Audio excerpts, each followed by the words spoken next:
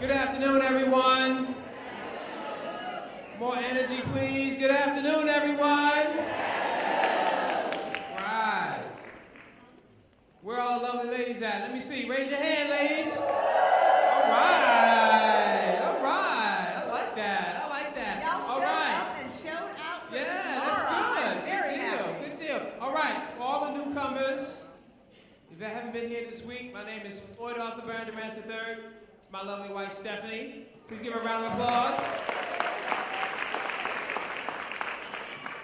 This is the Martha's Vineyard African American Film Festival, and we are in our 16th year. And this is the last, thank you. This is the last day, and I want to thank you guys for coming to this 1:30 screening and Clips and Conversation of Love Is. Quickly, I'm going to go over the remaining schedule of today. At 3:30, we have the HBO Short Film Competition and Award Ceremony. Please get your tickets, and please give all the filmmakers a round of applause, please. If it weren't for them, we probably wouldn't be here. At 5:30 to 7, we are screening Insecure, and Miss Yvonne Orgy will be here in the house. All right, and that is a very good episode of Insecure. I know a lot of you are already familiar with Insecure, so I don't need to tell you there will be some sex scenes involved. Indeed. Okay, and then finally, last but not least, we're going to close it out with a conversation with Academy Award winner, director Barry Jenkins. Barry Jenkins, give it up for Barry Jenkins.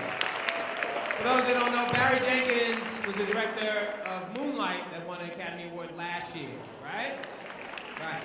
Barry will be here later on, so please, if you haven't gotten your tickets, please get your tickets for those 3 remaining events.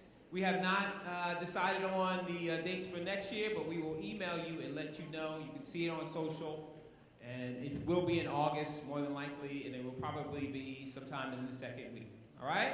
You guys ready? You don't sound ready. You ready? All right, I got a note earlier. Someone said, you don't mention Detroit. So where the Detroit folks at?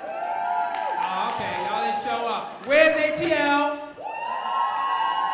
Where's my New York people at? That's better. That's better. How about Philly? Philly in the house. And DC. LA girls, where they at? All right, how about North Cac, South Cac? Where y'all at? All right, without further ado, what's that? Here we go again. All right, last but not least, where the pretty girls from Chicago at? All right, we can do all this, guys. We can do it all day. Where are the pretty ladies at? Where the pretty ladies at?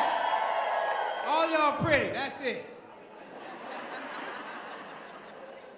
Well, we are so happy that you guys came to show Miss Mara, Brock Akil some love. You guys know her. Mara did Girlfriends. Give it up. The Game. BET's Being Mary Jane. And now we got Love Is. And this is amazing. I absolutely love what she's doing. It reminds me of me and Floyd, husband and wife, doing their thing. See, here we go. I'm trying to do Love Is, and he's messing it up. I want to do Insecure. That's what's up. That is what's up. I want to do that. I am so honored to have her. She, and we just met today at the director's brunch, and she is a wonderful woman. I felt like we had a little love connection. She's beautiful. She's so sweet, talented, and most importantly, down to earth. Really cool. Ladies and gentlemen, please clap your hands for Miss Mara Brock Akil.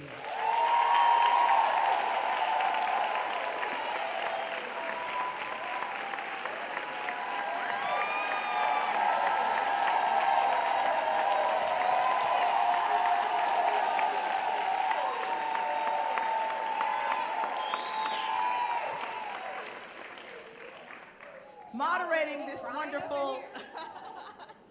We're going to show you guys some clips and have some conversations and to talk about what we're about to see and why this is so important. Straight from Los Angeles, OWN's communications manager, Mr. James Ward III.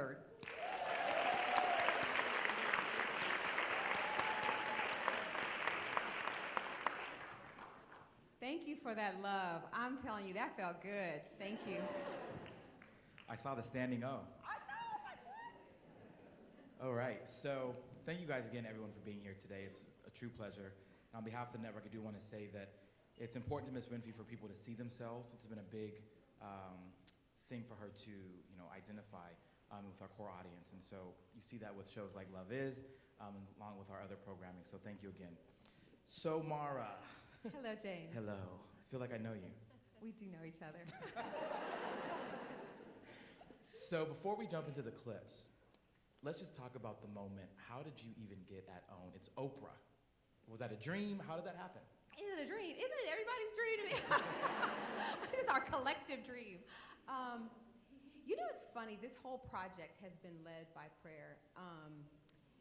And when I was producing Girlfriends, I remember, probably like all of us here, watching Oprah on the Oprah show. And, when she highlighted something, it just soared. It took off. It launched into an orbit. And I remember wanting her to see me. I remember wanting her to see Girlfriends. I just desired to sit on her couch with the cast to talk about this show that we were doing in celebration of the beautiful sisterhood that Black women have and women have in general, but more through the lens of Black women. I just thought, she's got to see that. She and Gail are like this. It's just like, how much she got to see that? And this is a testament to sometimes how small we pray. Because God had another plan, and although, my show went off the air before hers ever did, but I lost that opportunity. But that prayer was seeded. And the prayer was, I wanted her to see me. God had a plan that I want you guys to work together. I want you to partner on something. And so when it happened, so still, indeed, when the call comes that Oprah wants to hear about this show that you have, you're like, what? You're like, you still are, I'm remembering in that moment and all the moments in between. And then I remember driving onto the lot, and every time I do on her lot, looking at those initials. Like even that, OWN, own, even the idea of owning our images, owning our own agency, owning our own bodies as women, all own, and her Oprah Winfrey, and it's like, this is like, those moments where this is the divinely planned, even the moment of me driving on here. So relax, I got you. Go tell her what you want to do. And she embraced this project with nothing but love. It's funny, I kept saying, I want to do this. Yeah, I want that too. Yeah, I want to do this. And to be an artist, it's real simple. Artists needs patrons. There's to be patrons of the art, and there's artists, and be fully supported financially, but more importantly, I want you to tell your story. Here are the paints, here's the canvas, here are the people, even in getting to know you. I mean, my experience with OWN has just been beautifully supported about the work so that we can get it where it belongs, and sharing it with an audience is not to be kept. Storytelling, we're supposed to tell the story and share it, and look at, and I'm at the Vineyard, my favorite place. We stole her from Vacation, yes. Just so you know. Yeah, but to be here amongst my people of like-mindedness, I mean, there's a reason why we journey far. I heard all the shout-outs too, we journey here because it's special. And, but to be in her presence and to be also working with her, she's very involved. You can feel it in the company. You can feel it when you walk through the doors, and she's very involved in this. She watches, we talk about the show, and her notes were very thoughtful. And they weren't always easy for me I didn't be like, yeah, that's it, right off the bat. It was like, let's talk about that, Oprah. Even the title of the show changed because of thoughtful conversation. And I appreciate that. So the title, Love Is, You got to talk about that. Okay, that's a fun story. It's very specific.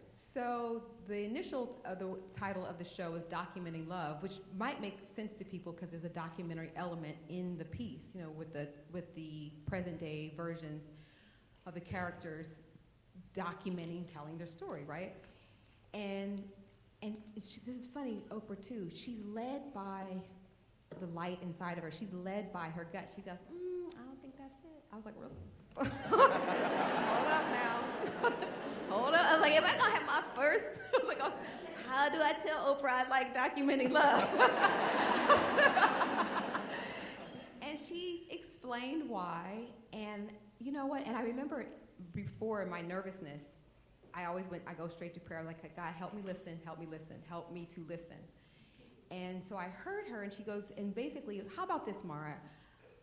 And her reasoning was she didn't want the audience to dismiss the show believing that it was a documentary. Not to say that documentaries are overlooked, but sometimes people are not in the mood for a documentary. We want them to be invited into our story. And what is at the root of our story? It is about love. So let's find a title that invites everybody to our story. Okay, hit me back. I was like, okay. So she made a list. Now this is the beautiful magic of this. So she made a list, I made a list. And we convened on the phone, and I said, well, I have 3, but I have a favorite. She goes, I do too. And I said, okay. So then I go through a couple, we talk about those, and we decided, but I think my favorite still is. She goes, I think my favorite is too. I was like, okay, so what's your favorite? She goes, no, you go. It's just so much fun. And I was like, okay, well, I have Love Is. She goes, I do too. And we were like, and this is like, oh, I was like, am I having this moment over? We're giddy on the phone like 2 girlfriends, and just, we're like, and we also, we lead by, we talk about spirit and angels a lot, and we just knew. And it also just helps get on with it. Once that happened, we just knew that was the title, that was what was ordained for this show, and that's what it is, and we never looked back. It was funny because even when we decided, there was a little hiccup, because I don't know if people, I'm aging myself, but there was a column, back in the day called Love Is, and it had, 3 ellipses, and so we were concerned that we couldn't get it, and I remember Oprah and I, she goes, did you hear that? I was like, yeah, did you hear that? And she goes, we just got to pray on it. I was like, I know. So, and we basically all we did, and we were able to figure it out by the line. And what's so important about the line goes to the core of what Saleem and I wanted this show to be. Like, people, why are you doing this? And I had to ask, why are we doing this? Because, just to be sort of, even you're inspired by business, that's just a lot. And so the reason the line is there, and it was very purposeful, is we do want the audience to define it for yourself. The goal for Saleem and I was that we think that love is achievable if you design it and define it for yourself, and really wanted to offer that back through our story by saying, this is how people always ask, how did you make it, and how have you done it, what's your secret? And we've just been continuously defining and designing it. And so the line helps, and on a daily moment, it can change. Love is a lot of things. And then also love is, and it's deserving, and it should be ours, and we should be reminded that it's all here for us. And sometimes we have to fill in that blank. It's not gonna fall out of the sky. And that line also is a journey. And so all the symbolism came, and it's just like, oh my gosh. So that's how we got there, and again, it was spirit-led, and then we have these kind of, Oprah and I had this conversation, goes, well, and that's that. I was like, yep, that's that. on to the next victory. And I think that's interesting that you said that I think is really important to call out about how you define it for yourselves. So I think a lot of times, especially in the age of social media today, we see hashtag bagels and all of this. Everyone wants to be Beyonce and Jay-Z, right? That's the epitome of, or Brock and Michelle, like that. Those are it, right? But I think it's important because only 2 people that are in a relationship know what goes on in that relationship, right? But to define it for yourselves, meaning like you don't have to, I think I've heard you say before, this is not necessarily to tell people this is the blueprint. No, please. No, I'm responsible for your relationship. It's not, and America also, one of our biggest assets and exports are our images, are our stories. We're in marketing, we are brilliant at it. And we have marketed over and over again what love is supposed to be, what a relationship is supposed to be. I mean, we're still building and defining love off of a white male privileged patriarchal point of view. And if we're chasing that, we are not to say you can't have it. I'm just saying that accept too that is very difficult. It's difficult for them. It's definitely going to be difficult for us, given our history and where we are in the context of our history and the unpacking of our pain and trauma and this, that, and the other. So that was also a part of the definition. I can't keep understanding where you're at and how you've been messaged what love is. And in some cases, people decide that love is not for them because they haven't seen it. That's not true either. You can even use I know even for me as a storyteller, I can also use what I don't like as a way to define what I do want. And so those were hopefully, and us being brave, and I give so much honor, respect, and appreciation to Saleem for allowing me to be transparent about the inspired by virtue. Because even though I keep saying inspired by, because that's true, people are going to believe what they want to believe, and once it's out there, it's out there. They can believe that everything I'm putting on the air happened exactly that way, and that is not true, but it doesn't matter. We're trying to express, we are deeply and bravely being transparent about the essence of what has made us as people, individuals, because we do believe in being individuals and being a couple. And so it's tough. It's tough sometimes. But we're sharing it in the spirit of wanting people to think and reflect on their own lives, their own journeys, their own relationships. And love in various forms is not just the romantic love that we're exploring. There's love about friendships. There's a love about your relationship to your own body of work, your relationship to your workplace. Is so funny because in American culture, so much of our relationships are in our workplace. And that love and where the boundaries are, that with parental love, how much of our parents' history and our history from our previous generations are showing up in our love relationships and in our own journey. So I'm hoping that the reflection allows for that thought, which is a privilege. We here on this island, we know the privilege and the gift of being here, sitting by the water, looking at the beautiful, riding our bike through nature. It helps us to think, and our people, as a collective, we don't really have that privilege of reflection. So hopefully offering in our storytelling, like even with Black Lightning, Saleem has done an amazing job of really trying to carve out. Black Lightning fans. Yeah, but really trying to, so that we create space between the story and the viewer, or the listener, the viewer, to have that moment of reflection, to think about their own lives, their own neighborhoods, their own communities, their own families, their own love, their own personal goals. And sometimes we can only get that through a TV show or a film. So it is important for us as filmmakers here, and as people who love film, and I say filmmakers because it's TV too. I meant TV storytellers, let's do that. Storytellers, that those who are supporting it, we really champion those who are doing it right, that's offering that space. But we are certainly, as storytellers, we should be, when we do that, we put that out there, that's what we're doing. We're offering a mirror, a reflection, a portrait back of self. And so give people that moment to think about their journey.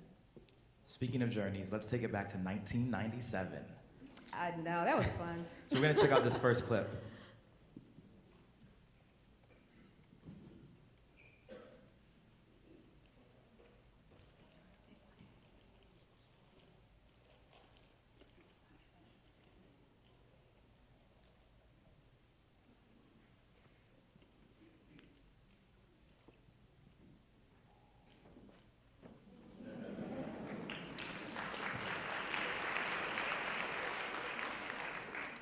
So that was a year later. You guys met a year ago before that, right? 1996? There's a cafe that still exists in Los Angeles called Insomnia Cafe.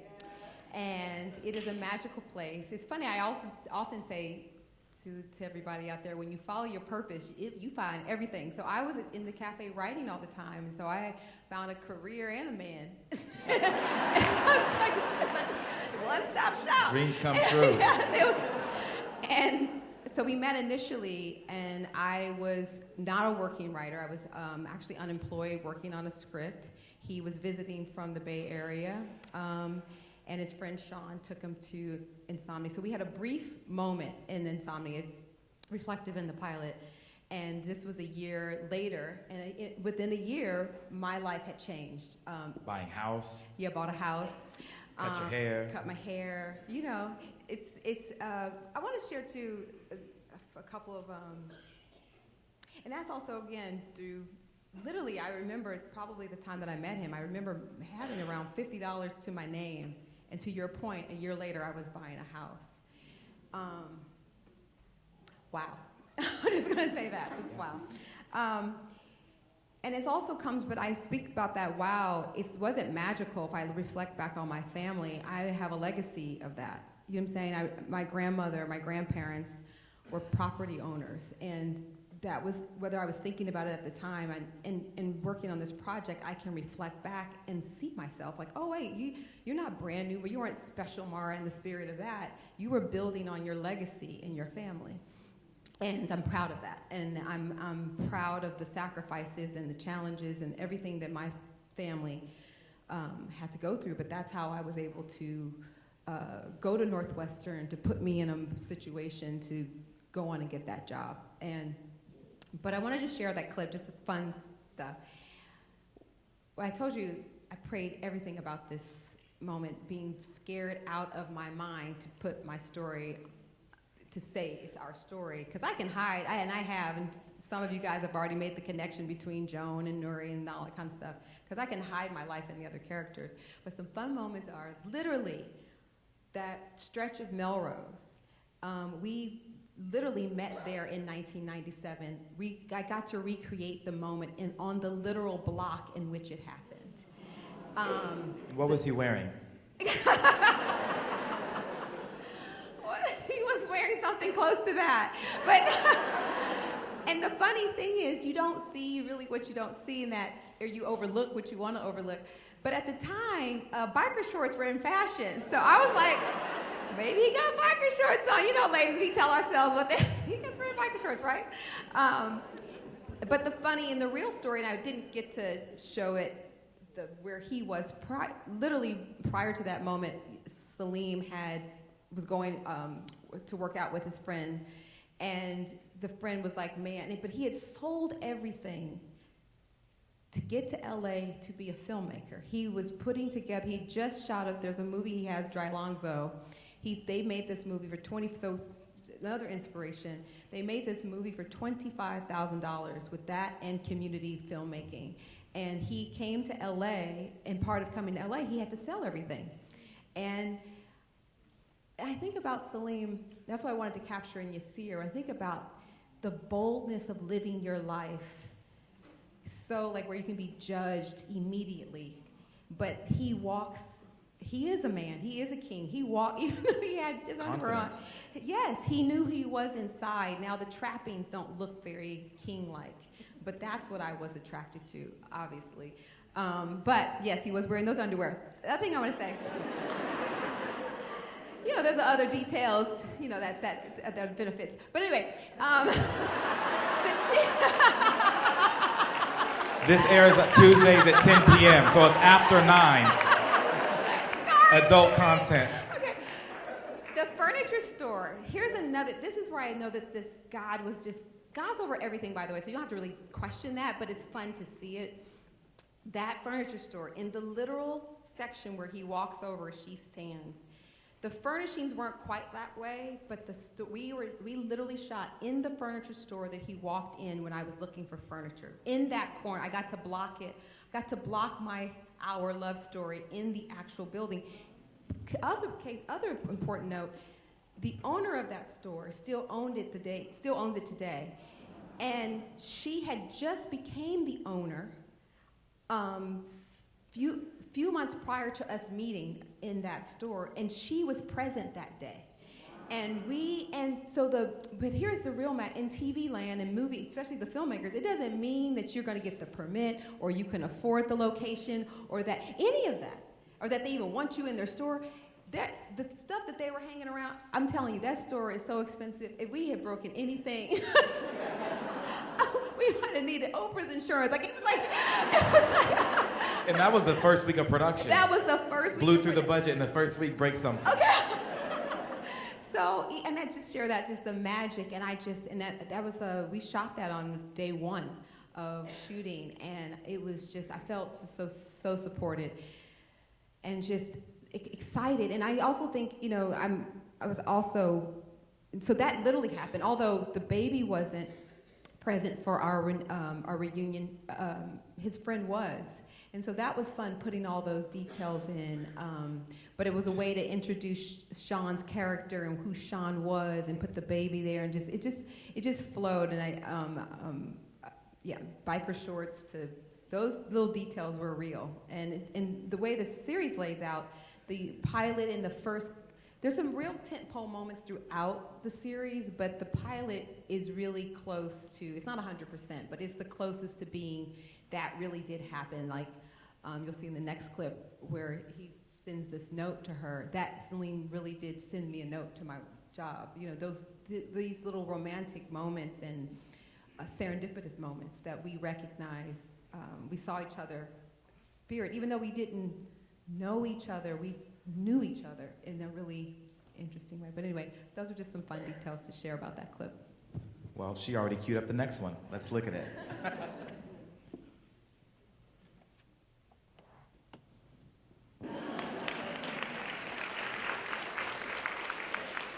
So, I think there's like maybe 3 or 4 main points I can pull out of this right now.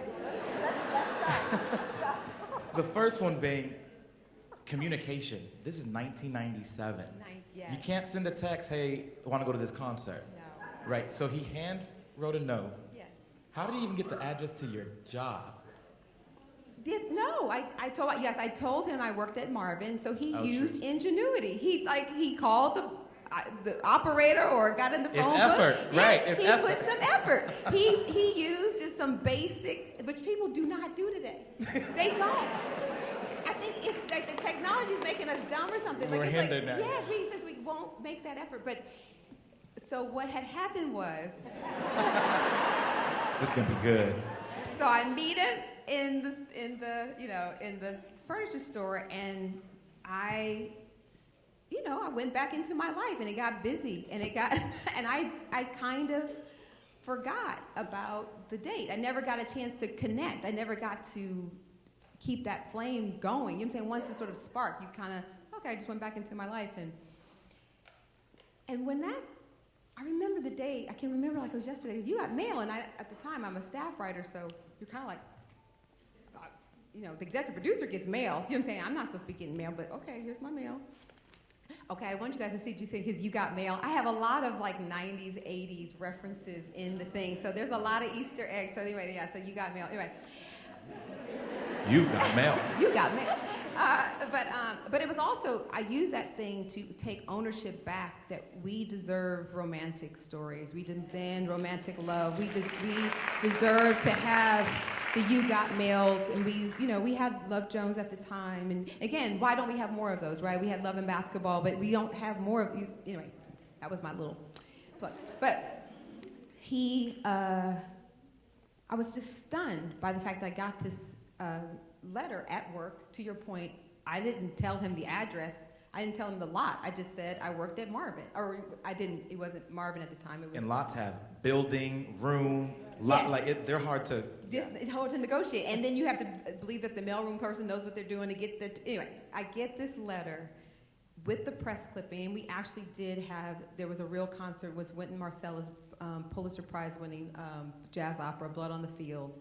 That was impressive. I was like, this is like, it's happening. But, and anyway, so I get this article and a note, and I remember my heart just stopping. It's like I was chasing so much. clearly I was a millennial woman. I was part of the millennial generation and didn't know it because I was like, hey, I'm dating. I'm out there. I don't have any judgment about myself. You're not going to put a judgment on me. I personally believe that we should be encouraging the 20-somethings. Yes, you're supposed to figure out who you are. You're supposed to bump into yourself. You're supposed to make mistakes. You're supposed to date and figure out, and if you want to settle down too, that's fine. You define it, design it. But I think, so I'm this girl doing all of this. I'm going to travel. I got a job. I got a house. I'm dating, and this letter just made my heart just stop. And I was like, and it was like God was like, I'm trying to tell you something. And so it was fun to get that detail back into the story. And also sort of go back in 97 and remember what the mindset was about dating, about who we were. And the spectrum still was hermit or hoe. And it was like that, and I'm like, it's really important to me with all my portraits of characters to paint in our humanity that is all inclusive of everything in that. And who gave us the label hermit? Who gave us the label hoe? You know what I'm saying? Like, that's not our sense of, that's not mine. That's not mine. Hermit might be, I just want to sit at home by myself. That's okay for me to do. Or I'm an introvert. Maybe that might be my title. But being a hermit, no. Maybe I don't want to put my emphasis on dating men at this point. You know what I'm saying? But we put these labels on that. And I wanted to sort of illustrate that and what was happening with women at that time. And then also Angela and Nuri, this is the birth also of a friendship. Sharing that intimacy at the workplace is allowing for you starting to see the seed between two women, and with two a friendship. black women. Two black women, yeah. Which I have a lot of real, lovely, wonderful black women in my life that are also in this industry. And sometimes the biggest challenge can be just the time I don't get to see them, especially now in our lives with kids and careers and husbands. It's very difficult to find sometimes that time together, but yeah. But I think what you've done here with Nuri, and even in some of your other characters and other shows, but since we're here, I feel like this also gave women the opportunity to just be. Do you know what I mean?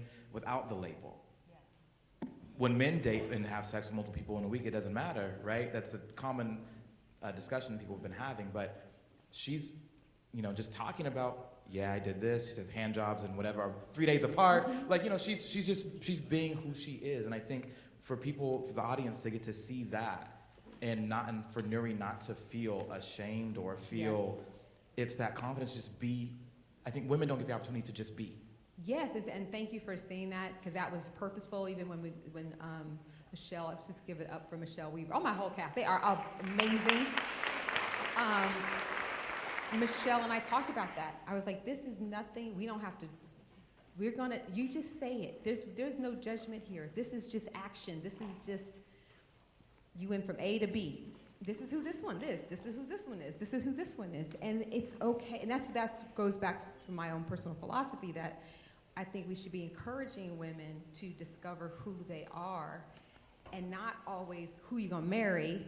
Not to say that that's not important if that's important, but who are you? And you see that Nuri also, as she's rattling off men, she's sitting at a writer's table, which is very rare for women to take. We're occupying those seats.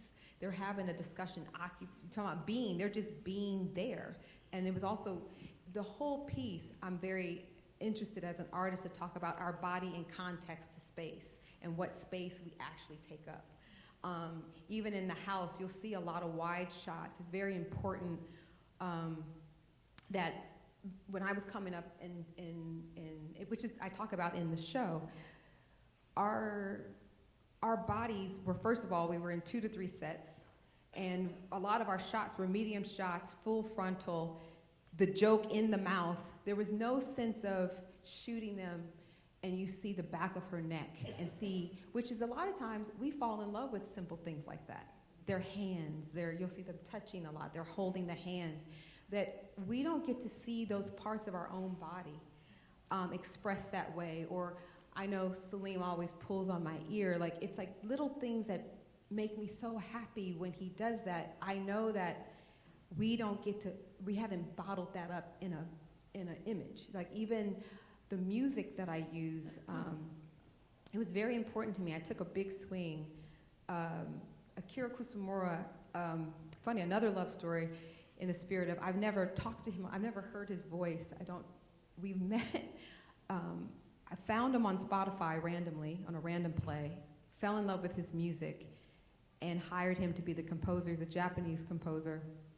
And we've never had a conversation. But we've been talking through his music and through my images. And it was very important for me to have that sense of space. There's a lot of piano space in the sound. And and to my knowledge, I know not really on TV, we are used to seeing our image with space and tenderness and that piano plucking. And those choices were very important and fun to scary, because it's easy to go back to I know I have the 90s music, and even that is very tough and arduous placement, but his sound mixed with those images has been very important. Not just you were brought up, her just being. I want to also show the beauty of us, our bodies in context, and be used for us to see ourselves in context. Because oftentimes you can't see yourself in context. You know what I'm saying? Someone has to take a picture and then you have to see, oh, that's what I look like. You know what I'm saying? But we don't move and see ourselves, and so seeing those reflections were important. Hearing those sounds, those gentleness, the gentle side of us, the space that we need reflection, all those things were fun to try to figure out, so that we will interpret the characters as just being and real. And going back to that particular one, no, we're not judging who you are. You're not in that place of where you are, and you have agency of who you are and what you're doing, and you feel what you're doing is right. And here comes somebody to sort of take your attention and take you on another journey. And even for Angela, she didn't have any judgment about who she was or asking the questions. She was mad that she had him. Yes. Just throw him back. Yes. Protecting, and also, and that was an expression of how, it was a little bit about how we sort of think about the rarity of finding one for you. You know what I'm saying? The good one, you're going to take all the good ones, and there's not going to be one for me. Even that mindset was available. That was a way to just sort of talk about that mindset about the good one, but also to check her a little bit, like, hello, this is effort, and she needed that. So we're going to take a look at this next clip, which is going to be more of Nuri in the workspace, but specifically this one's going to help identify what Black was like in entertainment. Okay.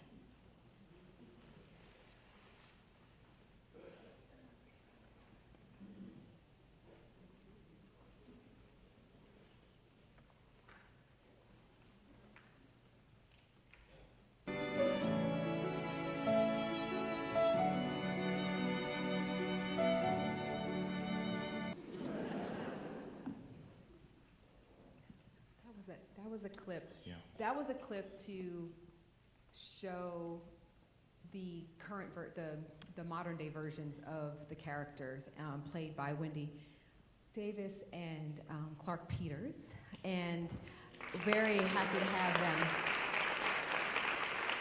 And the point of putting them in the piece is, a lot of times, like in the 97 versions of them, the younger versions of them, you don't know you're in a moment. You don't know that you are on the journey sometimes even. Just living. You're just in it, and sometimes you don't know why you reacted the way you did, or why, in this particular case, this is episode 2, where they have these tickets to the concert, but then they can't get to the concert because of communication. We didn't have social media, and you didn't have, we just had pagers, and because Yasir's character is having a tough time financially, he didn't have a pager. There was no way for them to communicate, and they had to trust that I have a ticket, so just show up. And in real life, I really did skip out of work to go, which I would never do. I mean, that's just never in my character. I'm not built to do that.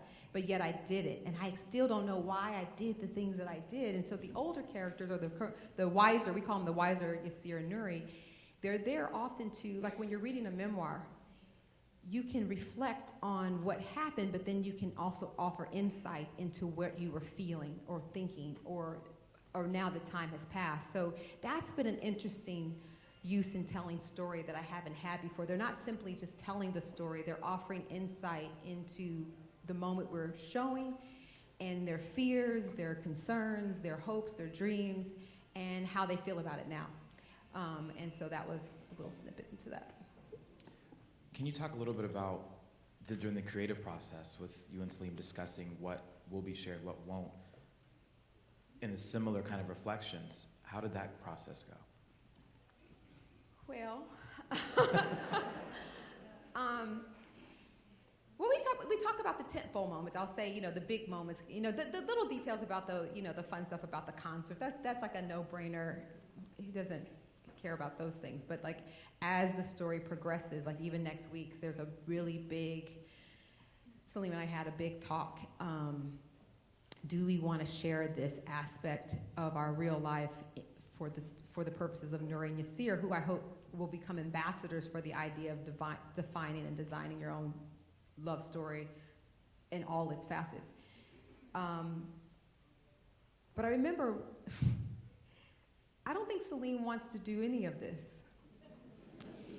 But he loves, this is why I married this man, because he loves me and respects me as an artist and an individual, that my connectedness to him is special, but my connectedness to my art and my purpose is also special. And we've made room for each other and in each other's lives to be ourselves. And I will always drink from that cup, And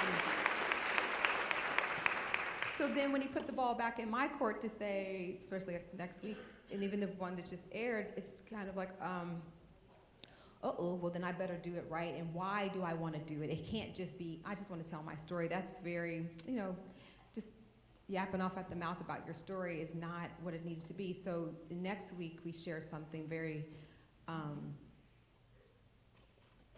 very personal, but why I chose to share it is because I know it's not just mine and Saleem's story. I think I started off saying, we're still unpacking a lot of healing. Like I have this belief that we're here, we're all spirit. Like we're spirit that occupies bodies to have a purpose here.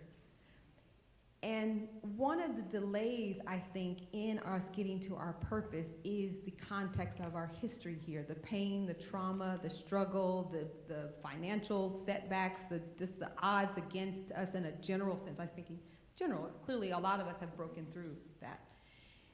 Before we can probably even hear what we're supposed to be here doing. And then if you hear it on the late side of things, you might feel like, well, my body's too tired to go through this, which I don't agree with. However, that's that's a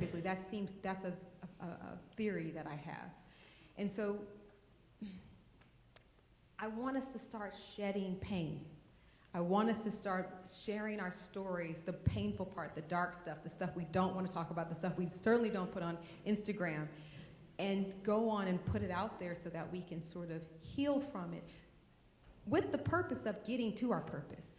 Because when Saleem and I had that in our love relationship, that is why people say relationship goals.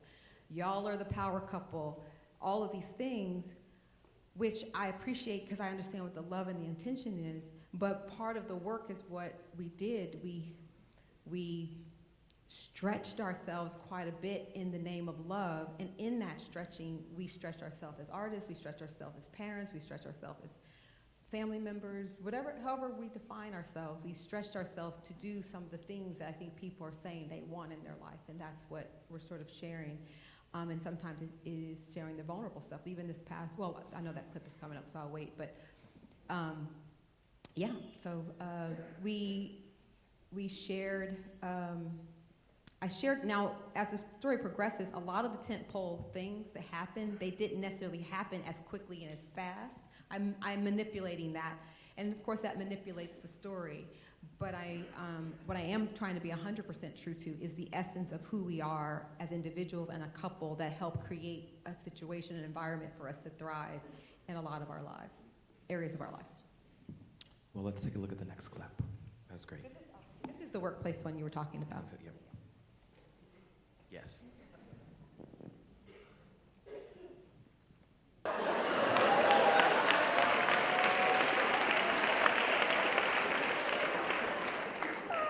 That's as real as it gets. That's as real as it gets. I think everybody, no matter what industry you're in, you are all in moments where you're just like, did that really just happen? And it's still happening after Solange wrote a song about it and everything. It was important to me, the 90s, but Black Hollywood be a backdrop to, it is a backdrop to our story, but really be a love letter and also a exploration or behind the curtain of what it was like, what it is like and what it was like to be in these places that a lot of us sometimes here want to be in. And so, God, there's so many things in that one scene I could talk about. Starting with Jared, it was so interesting sometimes, even my relationship with Kelsey Grammer, that, people, oh, Kelsey Grammer, well technically no, the industry is set up a certain way that there's sort of, he's an executive producer, but didn't do anything on the show. You know what I'm saying? I'm grateful, though, that if that's what it took to help get my show, Girlfriends, on the air, and this goes, I'm gonna give all credit due to Saleem Akil, because I've had to work through this. I'm still working through it because it's on TV. But sometimes you're like, I'm doing all this work, and they're doing nothing. They just put their name on it, and you doing all the work, and people. And that's something that I personally have had to deal with, and I'm thankful that Saleem was in my life to tell me, you focusing on the wrong syllable. You need to see the blessing in this. When you hear Kelsey Grammer's name, you should be thankful, because Mara, look what you've been able to do with this. This is just the beginning. I remember Saleem was one of the first people who told me, Mara, Girlfriends is just the beginning for you. What are you talking about? Girl, get past this so you can get on with the other things. But that is true in the industry. Like even Norman's, we've seen Norman be a little tough on the writers, but seeing where he is in the food chain and the context of things, and then also wanted to talk about women's voices being drowned in the writers' room, even from our own brothers sometimes. I mean, sometimes just the, Black, I don't know that we're used to, I'm still working this one out, but are we just a little bit more liberal in allowing our brothers to be themselves, or are we just too accepting of the misogyny? Like I'm not sure where it lies, but we had to deal with that too, not being heard, and then having to come on a Saturday to work extra to be heard. I mean, we just had Equal Pay Day for Black women, and how we're 63 cents on the dollar? How much? 63, Lord. Lord. But, and because of that, also have, worked hard to help bring parity and with responsibility, with the responsibility and the platform, which is so great, working with Oprah and OWN, knowing that has at least to be a part of it, now to be a part of the conversation about parity. How do we keep moving things forward from where they've been? And I also have to sort of acknowledge the idea that I have some good men in my life too, mentors. My mentor is Ralph Farquhar, who introduced me to Martha's Vineyard, I remember sitting in a writer's room, and he was talking about this place he and Melba would go, and I'm like, oh, I want to go there one day, and yeah. But anyway, there are some great men in the business that have helped, and so it's important to honor that as well. But I just wanted to sort of show what it was like. There was also a lot of fun and camaraderie in that time period. It was so much fun. I mean, a lot of we had sitcoms, so typically on a show night, we'd be done around 10:30, 11, and people would go to George's. I don't know if people saw that episode. You go to George's. It was a whole fun lifestyle that I wanted to explore. Marvin is an amalgamation of all the shows. It's not one particular show we're doing. It's just, having a little fun with that idea. But again, the workplace politics is a big part of the show, and going behind the curtain of showing how an episode happens. Like if you see an episode like that was whack, that was crazy. Sometimes there's a process into how it got whack and crazy, and then how they also got good. Who's in that room is important. And that's, you just hit on, I was going to say that even though it does sometimes come with a burden, there's still the responsibility. Yes. And you kind of still feel gifted to have it, yes, as much as it weighs you down. It's like, it's a, you know, because I think, I love how you show here that it is just as important, even though you did get called in to work twice as hard to be heard, that you're at least still in the room, and being in the room is important. And the entertainment system, that's on every level. And somebody paved the way for you to even be in the room. So we have to still that responsibility of keeping moving it further. Like, it's so fun. I think Prentice I know he is. Prentice is gonna be here for the Insecure screening. And Prentice started as a writer's trainee at Girlfriends. And I love that. And like I said, Ralph and Sarah Finney-Johnson and Vita Spears, for me, they allowed me to be where I am. Prentice Penny is doing Insecure. Karen Gist, who also came through the Girlfriends lineage, is doing, I think she's show running Stars. Kenya Barris, straight out of both Felicia Henderson Soul Food but mainly in my Girlfriends in Game Room. Kenya learned a lot of Ralph's teachings of mine, my teachings to him, and you see how it just continues to grow. And that's important, that we talk about legacy. A lot of times I think in this business, and it irks me when I see some of my colleagues who want to put it out there that they kind of like, they just showed up and did it on their own. No, you did not. You know, and I think it's okay to, it's more important and powerful to talk about the legacy and the ladder than to sell this myth that you're doing it out there on your own. And also it creates power. You know, to say, hey, listen, I come from this lineage is important. It can also help, oh, then you know what you're doing. You know, I always say, do you know how to make the sausage? Oh, you come from a whole family of sausage makers.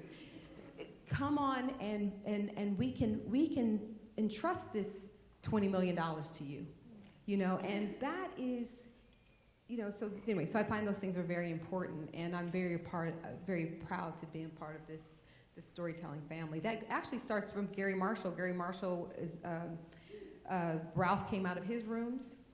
I've come out of Ralph's rooms. And all the people I mentioned came out of my rooms. And now, and they're still, and then we get to stay there, which is also important, that Oprah even creates a place for us to have our stories told. And I met Kathy Hughes today, like, you know, that to have places for us, patrons of the art, for us to tell a place for our stories to land, so that the storytelling craft can stay good and evolve.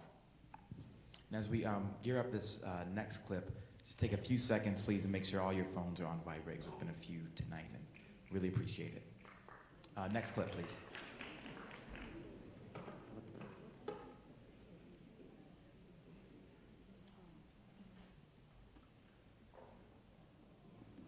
Beautiful moment. That clip, I just want to, there's just, people ask the question, so the question, how this series even came about, I had never intended to tell our story ever. That wasn't, like I said before, I could hide elements of my life in other characters and other projects. But when I would go on, there was a moment I was doing a lot of panels and talking and having more access to people, and they were always asking me, well, how do you guys do it? How do you guys seem, you know, how are you managing to have a career, build, I mean, not just have a career, you guys are building an empire, you guys are married, children, you always talking about you love them and love having sex with them all the time. Like, how are you managing like all of this all the time over 20 years? And really so then people started saying, well, you need to write a book. And I was like, ain't nobody got time to write a book. And that was my aha moment, I guess. I was like, well, maybe it could be a TV show. So really try to carve out this new, and I always like to break new ground, even with Being Mary Jane, trying to tell a similar narrative differently. And I wanted to sort of maybe it's a TV memoir-ish drama series. And I also the revival of a romantic comedy. All of those things were important to sort of say in this, have this opportunity to say that. But yes, I wanted to answer the question about how we were able to do it. And it's the small moments for me. The way he opens the door. Saleem always opens the door. We were walking last night on Circuit Avenue. He always is on the outside of the street, you know, the way a gentleman does. I mean, and also a lot of my style has come from Saleem. So even in that episode, I have how he has sort of pushed a little bit of, like, he dresses me in some cases. And some people are like, you're a grown woman. You should be. But it's lovely when your man who loves you, shops for you, and wants to dress you. Those are things that I wanted to sort of start to plant the seed and answer the question as to why we were able to do what we did. And on this particular clip, she's pouting about something that didn't go right at work, and then how he was just able to support her. And the scene goes longer about how he suggests, hey, Juan, you know what always helps me is a movie, and you realize, oh, that's his filmmaking, is his therapy, his dream, his goal, but it's also a place where he can be and found a safe place. And so you start to see these little moments about the little weaving and taking the time. A scene like that back a few years ago, they'd be like, let's just cut that. It's moving too slow. Let's move it on. But taking up the space to show our humanness is what's important to me in this narrative. To take the time to show a transition. What does support look like? The breath between each moment is sometimes the step in front, the foot in front of the other, how we got here, and then 20 years later, kind of vibe. And I love that it shows too the different, because people think intimacy always means the bedroom. Yes. But this shows another layer of the intimacy. Yes. You know, you're sitting there, Nuri doesn't know really how to feel, but she's talking it out in the moment, and he helps her come to that. I think that's really important. And someone just being there. Yeah. Somebody just to listen to you, you know. Spirit of presence. Oh, I like that. It's very important. Put that in my bag. My legal team will be contacting you later. I got 5 on it, that's it. Negotiated, done. Let's take a look at this next clip.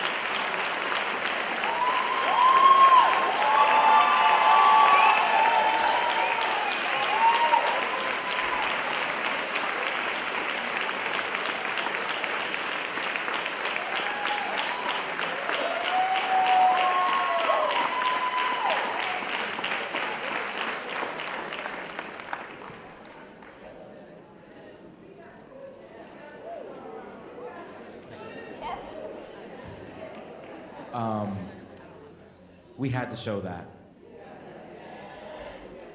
And unfortunately, we don't even have the time to fully unpack that.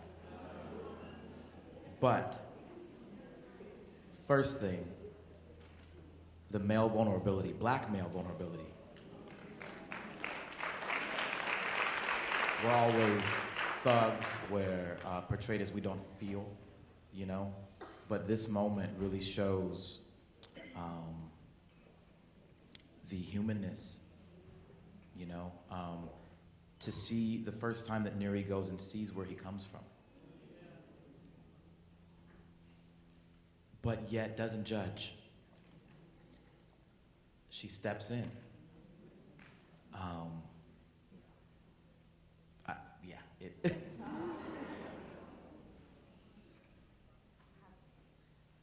Okay, we have time. I want to say 2 things. It's a lot to talk about. There is so much packed into the making of that, but one thing I must say is, in this medium, as storytellers, you don't do it alone, and I just want to take, in a public way, to thank my entire cast, and Michelle Weaver, Will Catlett, Kadeem Hardison, Adara Victor, Tyrone Brown, but in that particular scene, Tiffany Black, I'm gonna get there. Danny Boyd, who's the little boy, I can't think of the gentleman's name right now, but Loretta Devine. There are artists. To be great, you have to surround yourself with greatness. And Loretta Devine always says yes to me and Saleem. And it started on a movie based in Martha's Vineyard. Jumping the Broom was the first time Saleem and Loretta met. And as artists, we have been working together. She did an amazing job for us in being Mary Jane, and to come back and do this role. And to honor a woman, these are portraits. This is inspired by Saleem's family, but these are portraits of us. This is us, and I have never been more afraid or to get something right, but excited and embrace the responsibility of trying to paint our portrait that is love. And you spoke on a few of those. There's so much love packed in that scene, but I will say it's anchored in. Everybody came to that scene, to that moment, to that house because of the love of the next generation in Deontay. Everybody, including Nuri, she came vis-a-vis through Yasir, and I wanted to remind us that that's why sometimes we're yelling, because we don't always agree and the brokenness of how we got there, but it's all still in love. And I have so much I want to say, but we do love our next year. We are trying our best, and sometimes our best is yelling through it. But I want us to hopefully have a reflection of seeing that yelling is about unpacking some pain, because once you let go, once the destinies let go of the Yasirs and work in the spirit of the co-parenting of the future, you know what I'm saying, of the future generation, there's a lot that can blossom out of that, what may be deemed a mistake or a trap or whatever the moment was that we argue about. Keep my thoughts. And for Yasir even to embrace and acknowledge and thank the beauty and strength of all the Black women and also our responsibility in the spoiling of. You know what I'm saying? There's so much to unpack in this scene. Sometimes I don't want to say anything because I feel like I'm leaving out all of the complexity but you guys get it. You guys get it. We see it in our own families. We see it in our own families. And I just want to reflect the love. It is love. And it is time for a safe place for Black men in general, but Black men to have the vulnerability. They're all right in that scene and they're all wrong in some ways, you know what I'm saying? But they're all doing it out of love. And we can sort of maybe use this to dissect and reflect about what we can do better or what we want to do better or the same or whatever in our lives. I don't think I did service to this because I feel like I want to talk about so much more, but the village, I also want to thank Nima Barnett, who directed that scene, and I also just want to give homage because everybody who stepped into that scene knew that scene, understood it, and wanted to give back to it. So that is Michelle Liston Brown, who's a writer on that episode. We all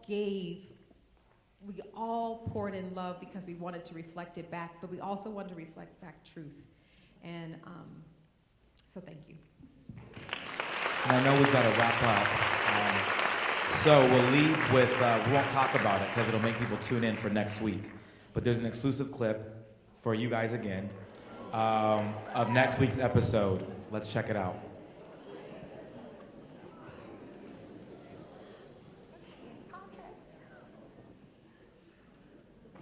Maybe give them 2 lines, Mara, 2 lines. Context. This next week's episode also, again, another portrait through a couple things. The black male anger. And it's funny you talked about vulnerability, that I think in some cases, and sometimes in love and in safe places, that's where you also get to let out some of your darker stuff. And how do we, and then also for, on the other side, that's for both sides, but more speaking in this particular, the setup to this clip, just unpacking what is black male anger, these tags look like, how does it show up? And sometimes it shows up in the safest places, which can be vulnerable and hurtful to a relationship, and the tenuous nature of courtship, which is what we explored in the first season, and how does one negotiate all of these things that we bring into a relationship. That's just one thing I want to throw out there as you watch next week's episode. And secondly, from a character perspective, being from different backgrounds, people say, there might be, you can divide it by class, but really, Nuri's independent nature. She comes from this tribe of women who are independent and having a middle class sort of upbringing, but more from a place of independent. I'm fine, I got it. And Yasir's experience coming from, but where I come from, I love you so much, I worry every moment something's going to happen to you, because where I'm from, things actually happen, you know what I'm saying, to the women in my life. And that's also something that has nothing to do with him or her, but it is something that he has brought into the Yasir portrait, has brought into the relationships, that we have to make space sometimes for things that you don't necessarily agree with, but to give what he asked for, some peace of mind. I used a real life moment, because I was that person. I'm fine. I walked in the world, I'm fine. What are you talking about? I have own agency, I can do this, I can do that. But when someone loves you, and loves you as passionately as I have it in my life, sometimes that peace of mind I needed to give him, and I had to learn how to do that. I had to stop and do that. And where to you, it seems, you tripping, there's nothing. But to someone else, they are not tripping. And it's very real that something could happen to you, and can you just give me that? Just wanted to show that context. Love Is airs Tuesday nights on OWN at 10 p.m. Who's tuning in next week? Let's please thank Mara, Brock Akil, and thank all of you. Thank you, Stephanie Floyd.